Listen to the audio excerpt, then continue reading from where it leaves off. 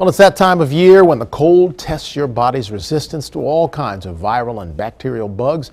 The latest one going around is a new strain of the norovirus, commonly called the stomach flu. It's the Sydney strain, and it's turning out to be very hard to avoid. Here to share some advice on how to protect yourself is Dr. Vincent Eletto, ER physician at JFK Medical Center.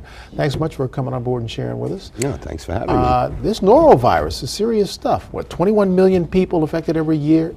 Yes. 700,000 go to the hospital, about 800 die. This is no joke. No, it's not. It's not. This is a particularly virulent strain. People who are at risk are your very young, your older patients, people with comorbidities, diabetes, hypertension, heart disease. Fairly easy to get dehydrated from this. It's constant vomiting. With that is a kind of flu-like symptoms, the low-grade fever. You know, you put all these together with the vomiting, the diarrhea, the low-grade fevers, you're losing electrolytes and fluids fairly quickly. Now, is this something you need to be hospitalized for quickly? Not really. If you're a fairly healthy individual, you could probably rehydrate on your own.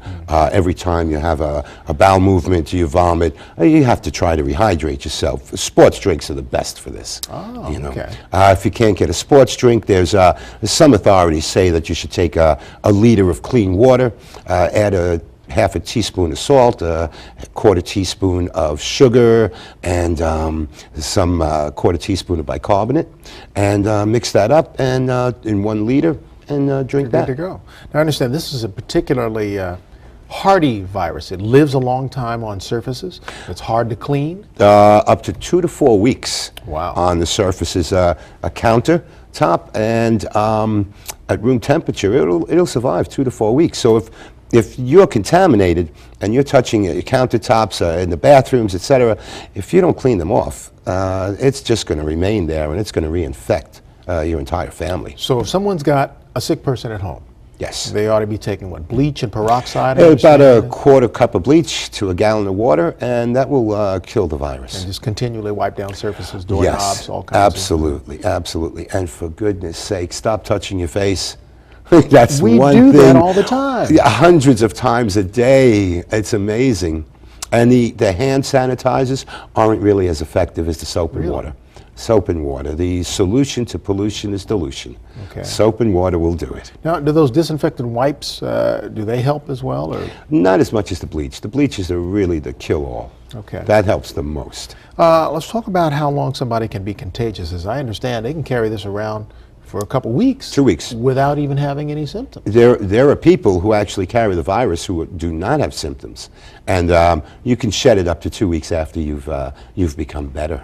Wow. Yeah, people need to be particularly vigilant about their own hygiene.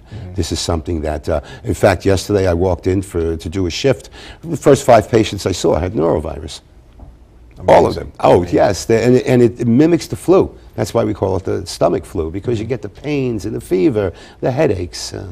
Now, one interesting thing I read about how this is spread, fecal matter, yes, which can be spread in the laundry.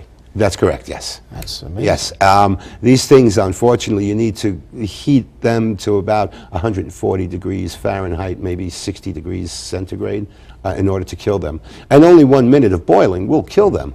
But still, you need those so we're conditions. talking about bleaching underwear, using bleaches. Absolutely, absolutely. And if you're handling food, you must wash hands after going to the bathroom.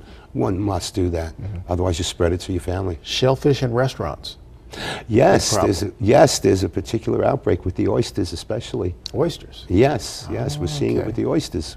All right. Now, you said that very young, very old are highest risk? Yes, they get dehydrated very quickly. Much quicker than you and I might get dehydrated. And the other conditions with people who have heart disease, especially diabetics, you know, they teeter that fine line of homeostasis. So when they start losing electrolytes, the heart is a muscle. It needs electrolytes to contract. You lose those electrolytes, everything is, it's like a domino effect. Yeah. Everything starts going. It's frightening stuff when you think about it. So I guess it's just a basic stay clean, keep your hands clean, wash the counters, and something so small can be so devastating. Yeah. Absolutely. Dr. Eletto, always a pleasure. Oh, it's always my pleasure.